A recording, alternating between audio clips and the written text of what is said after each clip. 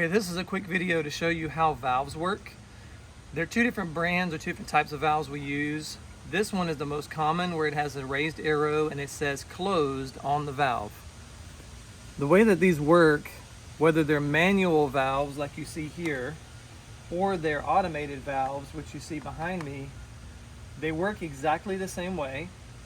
Wherever I take this closed side and point it towards, I would be closing that adjacent side. So for instance, you'll see that this plumbing line is marked as main drain.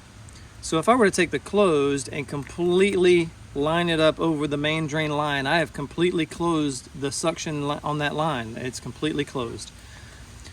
We're gonna crack this because we want the main drain line to be cracked so water is always being pulled through it. So what I've done is I've moved that closed a little bit to the side, and that moves the gate over a little bit. So now inside of this plumbing line, there's a cracked section where water can flow through.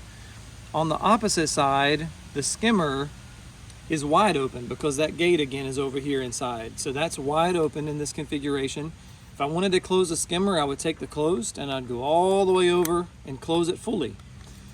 And again, as I start opening that up, that's opening the skimmer side more and more and more. If I leave it in this position, the gate sits right here to the side and both the main drain and the skimmer are completely open.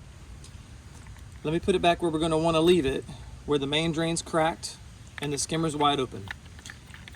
In this configuration, I generally tighten this screw all the way down so nobody bumps it and moves it. That is how the manual valve works. An automated valve, which is what's behind us, does the exact same thing, but it is automated. So you're not going to manually turn this valve. This is controlled by your automation. So when you switch back and forth between pull mode and spa mode, this valve is automatically going to turn completely by itself. So as far as manually, you're never turning this manually. This is always controlled by your automation. But again, it works exactly the same way. And those are the two different types of valves.